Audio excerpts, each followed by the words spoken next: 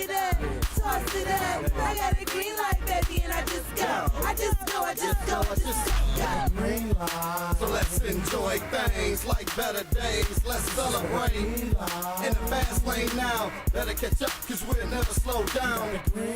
So let's go. So let's go.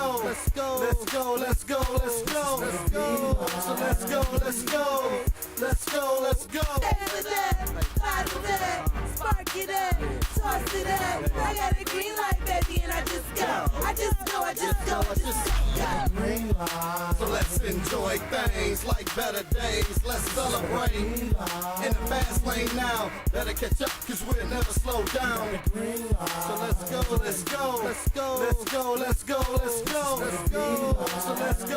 up, it's your man Billy T, and you watching Smash Mouth TV. Right, Smash Mouth. You know what I'm saying? Here with my man Billy T, long-term legend from Detroit. You know what it is.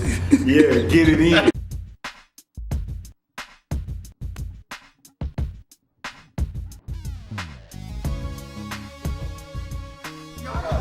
I know we coming. Yo, this your boy, Smash Mouth TV. We down here with Billy T. Yeah. Check him out every day. He's on the radio. What? Come on, man. We gone. Smash Mouth. Let's get it. Smash Mouth TV, Jerry Flynn, futuristic debates from space, and we got Big Tone, we got Billy T right here. What up, though? I got water. Who won? Let me get one of them joints. Man, You're supposed to be here. Duchess, you supposed to be here. You're supposed to be here. That's my girl, man. She been coming through like a champ, too, man. The girl's good. Yeah, when her uncle, This the one she's supposed to be at. right. Because Billy T, Detroit I was Radio. at the radio station. Billy T. I had to go to school, Billy. Detroit Radio. Welcome to the podcast, show number 37, TJ. Yeah, 37. Show number 37, and still going strong. A crazy week on planet Earth. Yes. We're going to get to all the Donald Trump news, and still the president? he is still the president, apparently, but there's a whole lot of other people that are not, that have lost their jobs. Right. But before we do all that, we have a special guest in the studio, my good friend, Mr. Jerry Flynn. Welcome to the show, Jerry. Thank you, Billy. All right. And you brought somebody with you over here. Yes, sir. I brought futuristic, the bass from space. What's going on? What's happening? First bass player to record on hip hop in Detroit. Got Prime Minister Trick. One of the first rappers that did hip hop in Detroit. All right. A group called the Rapping Rascals. I got my man Big Tone back here. He filming. All right. He's been rolling with me since the very Since the beginning. 70s. I don't want to tell my age, but literally since the 70s. So listen, man, my you are part of the big exhibit coming up, the TJ. We've been working with Jenny Reiser Yes. and all the hip hop artists in Detroit. She's been taking pictures of everybody. The exhibit is coming up when? August the 3rd, 2017, at the D.I.A. That's in a couple of weeks. Next week. Next week. Next Let Thursday. me write that down. August what? August 3rd. Okay, I'll make sure. Don't gotta let me be forget, TJ. So, Jerry, you have a unique place in this exhibit. Tell us about it. Well, I'm the first person to record hip hop in Detroit. Mm-hmm. In the exhibit, I have the center photo. Oh, okay. And it's like a timeline. So it starts with my photo, and then it goes down the timeline to him and, everyone else. And, You are the beginning the beginning of hip hop. of hip hop in Detroit. I did not know that. Meaning, who was TJ? the first person that you could say recorded a hip hop record here in Detroit? The first person to record a hip hop record in Detroit is the Rapping Rascals. The Rapping Rascals. This guy over here, Hatari. That's right. You the Rapping Rascal, man. You don't need the headphones. Just get to the mic, man. Oh yes, the original Rapping Rascal. What song? Too young, drugs, no drugs, and education. Okay. We were part of Hip Hop Records back then. Bus stop benches had offices in the Renaissance. Okay. And Jerry, you said you had the first hip hop recording studio. Hip hop recording studio. Tell us about that. Well, I used to live 2 doors down from members of radio and Ray Parker and Ray radio. Parker Jr. and radio. Get out of here. My best friend was their nephew. Arnell Carmichael was a singer. And that's how I got into the business. And Coco LaBoy, he would play with Tina Marie. Oh wow. So they nurtured me from being very young, and then after my father passed away and I moved on to Sorrento, a guy named Sir Harry Bowens, who was like working with really big with the OJs, and he was one of the lead singers of Was Not Was, who sung Woodwork Squeak and Out Come the Freaks. Woodwork squeaks and out come the freaks. Took me to the studio, took me to Classic. Sound Suite. Took me to the studio with Sound Suite, John Lewis and Mike Grace, who were working, on some rap projects. And they came and got me because they needed a real rapper and they needed someone who did real hip hop. So they came and got me since I lived down the street from Harry. Wow. And that's how I got my start recording in a professional environment, recording studio, and they taught me how to be an engineer. Oh. And their background is they worked at Motown with Berry Gordy, and 320 gold and platinum records was recorded at Sound Suite. Okay. 320? 320 gold and platinum records. Okay. That's it right there. Yeah. Who rapping on this one? Butch Jones Butch Small at the very beginning. Small, oh, yeah. Butch Small was the first. He rapped on the beginning part right Get here. out of here.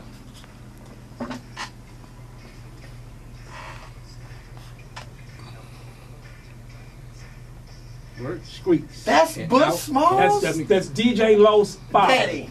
Yes. Come the streets. Wow. I did not know that. Yes, sir.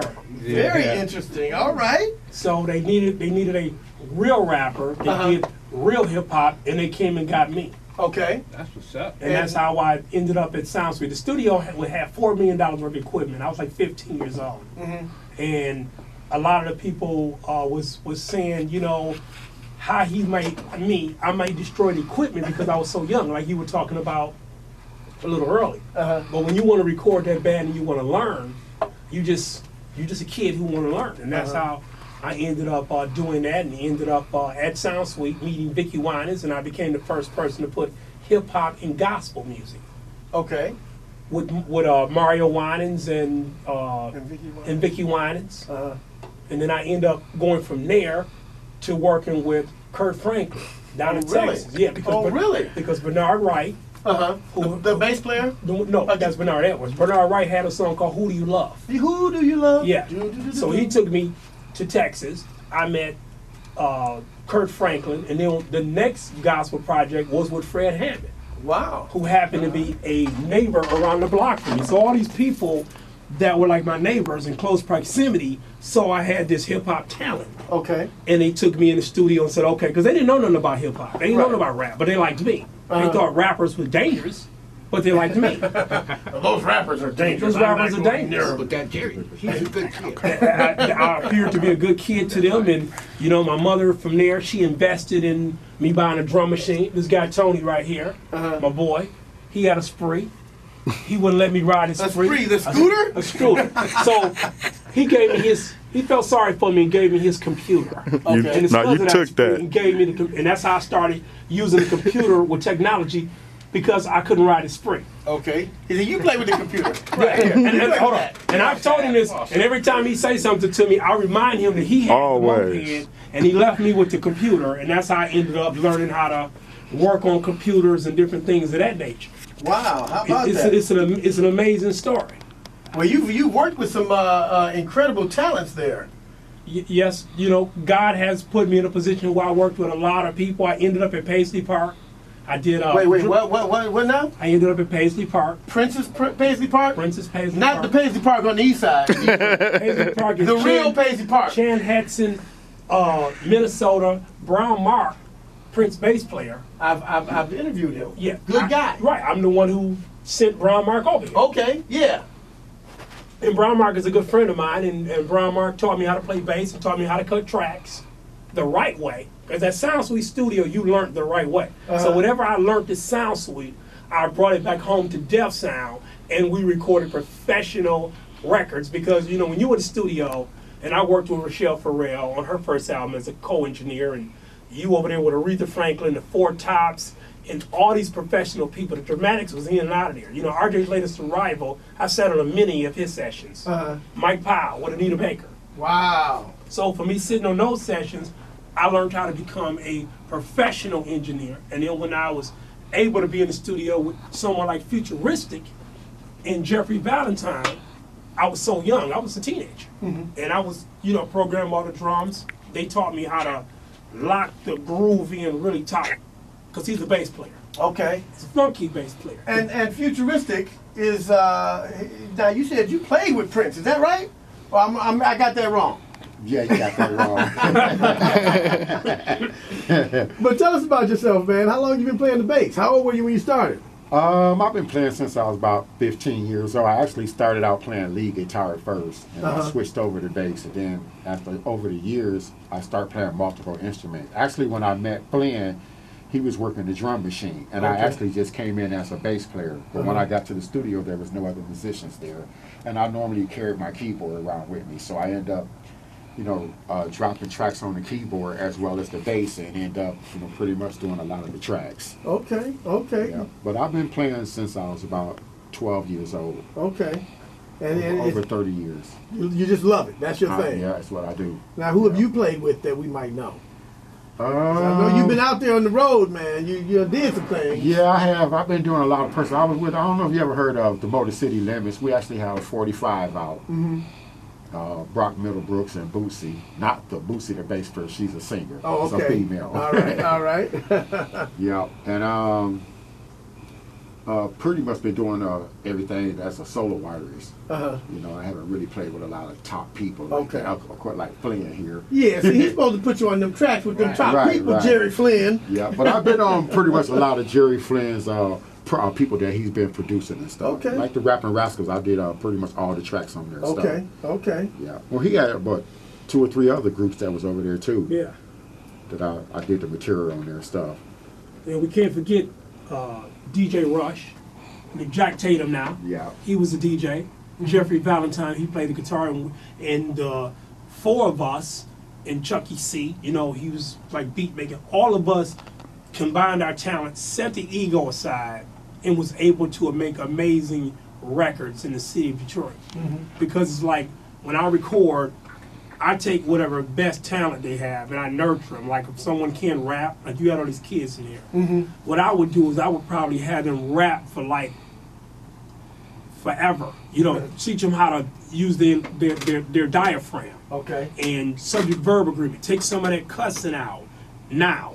These days, but back then, it was Can like, you do that with these kids now? Can you actually tell them to take the cussing out? Do they know how to rap without cussing? Do they even know how to do that? No, they don't. Okay, so I mean, you gotta let them go a little bit, don't you? Well, that's why I said I would try to nurture them to say, or do you want to be a songwriter, or do you just want to be a mumble rapper? You know what I'm saying? Because now my position, being an older statesman, it's about what school you're going to attend.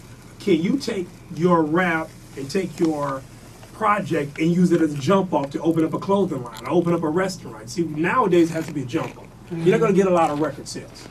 But that can be the catalyst to something else. That's the catalyst to something else. Right. If they are properly nurtured at a very young age. Because I had structure when I was a young man where Robert Gordy, Barry Gordy's brother, Roxana Gordy was my personal manager. They took a personal liking to me. Okay. They're not gonna they're gonna find people from Motown that's gonna like this new generation. Yeah, they're not gonna like. I can imagine that. They disrespect. A lot of them are disrespectful. They don't want to listen. They think they know everything. So it's kind of sort of like, well, I had to come in and I just had to shut up and just sit there and learn. And I learned from some amazing engineers. I mean, you in this business, you are not going to learn more in this business than from John Lewis and Mike Grace. And by the way, John Lewis passed away last month. Rest in peace to John Lewis. You're not going to learn more than what they can teach you. I mean, and them guys are amazing teachers. I mean, you don't get 300 gold records. If you don't know what you're doing. You don't know what you're doing. Right. You're just not going to do that. Well, when you listen to the music of today, what is missing to you? I mean, the kids are loving it. They love the mumble rap, and it's almost like it doesn't matter what they're talking about. It's the beat. It's the beat. It's the beat. And the hook come in. And the hook come in. I mean, what's happening with the music today, man? Dynamics. When you're recording, you need dynamics. There's no dynamics in records now. Okay. What happens as far as an engineer and a record perspective, the whole record is pushed up to 127 decibels. It's just pushed up all the way. There is no in and out. There's no ebb and flow in records nowadays. You know, they're going to take the bass, turn it up as loud as possible, take the hi-hat. The hi-hat is supposed to be as loud as the snare as far as they're concerned. There's no, the hi-hats come in this way because music is sound is health, and health is wellness, and they need to know that music calms the savage beast. Now, how's it going to calm the savage beast when it's all loud and dramatic and everything is angry?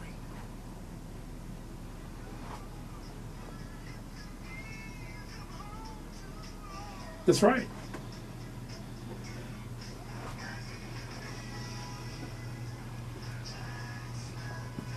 Hey, that's the jam.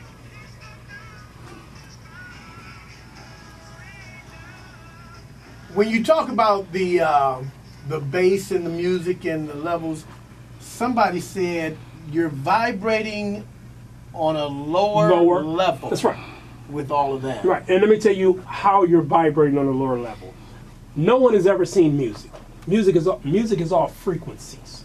So the frequencies that they're using is all frequencies of lower vibration. Yeah. So it's all low because there's no other instruments. So when you take a record like Radio, well, most people know it's Ray Parker Jr. and Radio Ray Parker. Right. When you take those type of records have feeling and have mood. Arnell Carmichael, who is the co-lead singer on that record, one of my mentors, he taught me how to record and taught me dynamics, and he taught me a lot about the business. Now, he taught me to a point where it was brutal. It was like, hey, blah, blah, blah, blah, blah, and this is it. Learn this right here, nephew. This is it. There was no software, I'm going to soft shoe you. He didn't do that. He said, this is the business. He told me one thing. He said, if you are afraid to steamroll the competition into MF submission, quit. Because this is what this is about. You better learn quick, and you better learn fast. And I did a session with him, members of Parliament Funkadelic, Amp Fiddler, and the sweat was beating off the back of my neck because they gave me like 20,000 instructions. And it was like, do these instructions right here.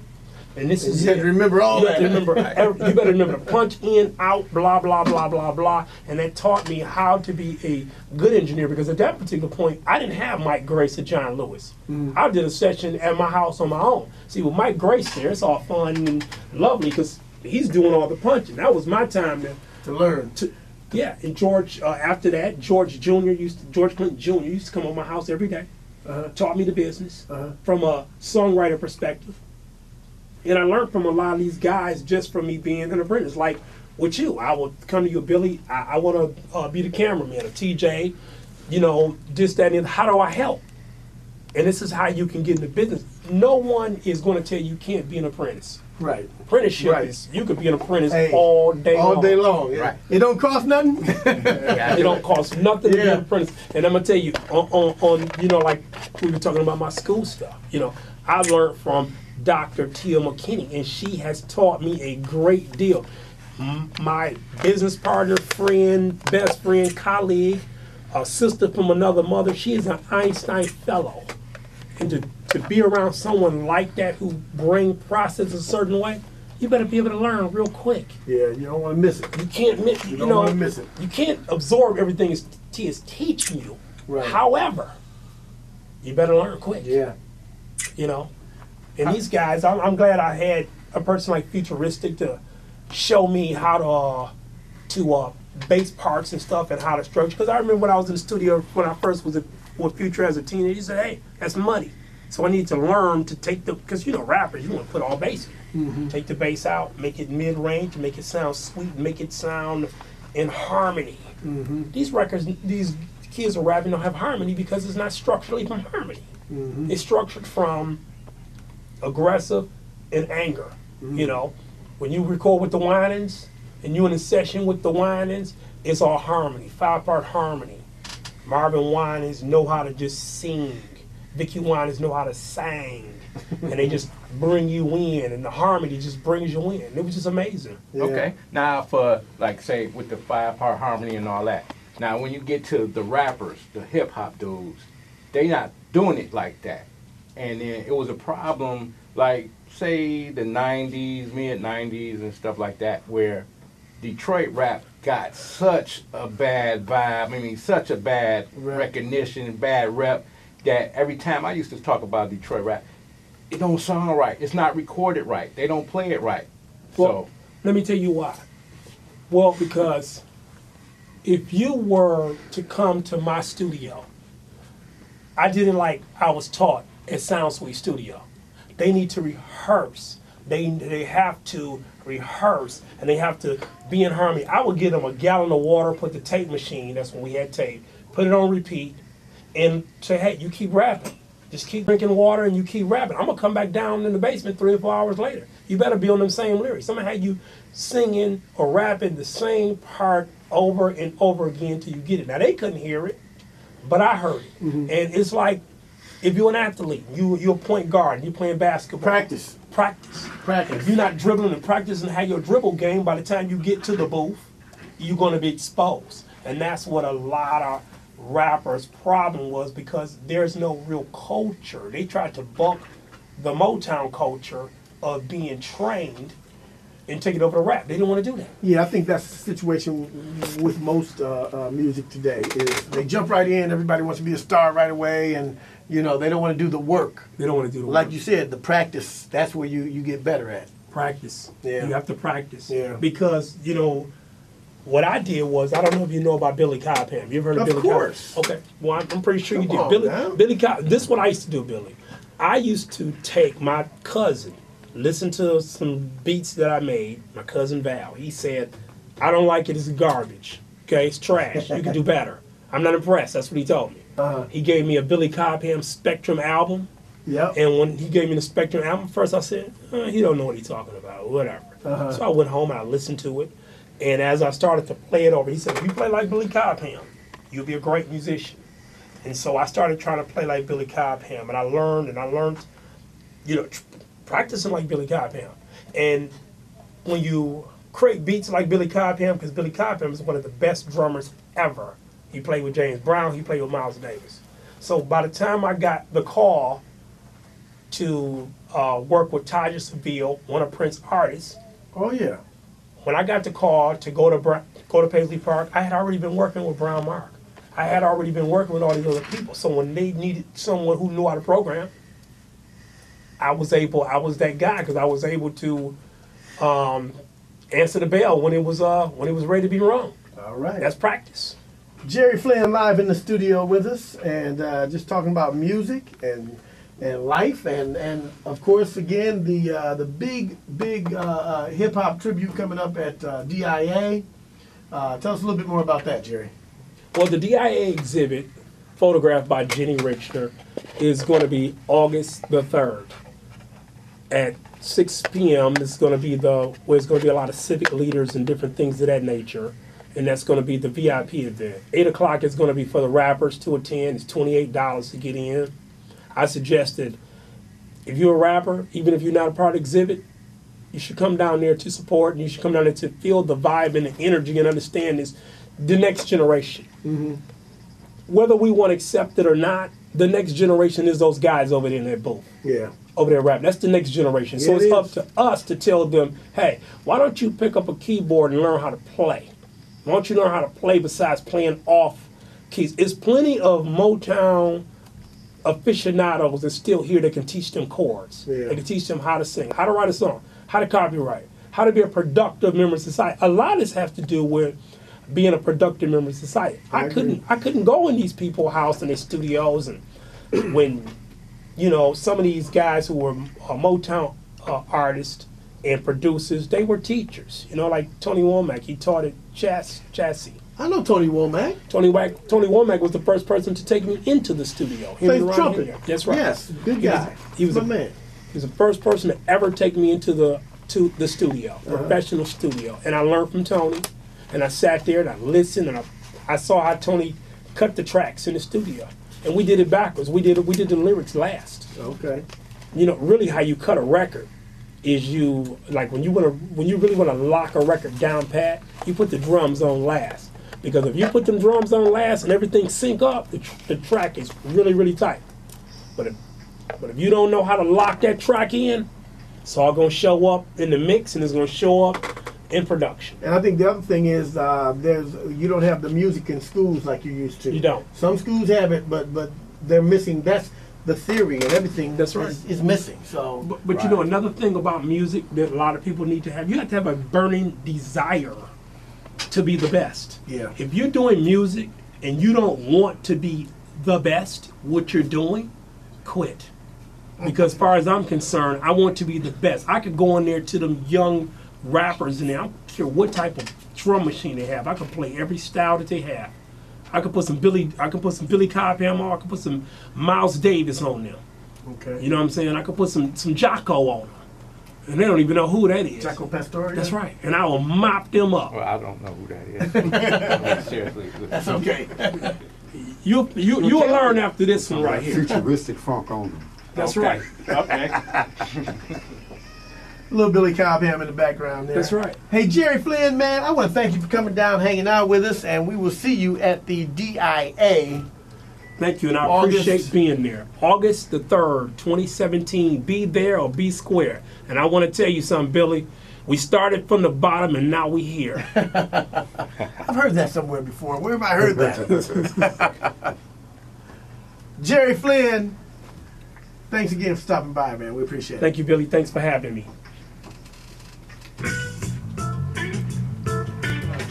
Detroit Street. Hey, yo, you watching Smash Mouth TV. Don't make me come over there and smash you in the mouth. Yeah. You got to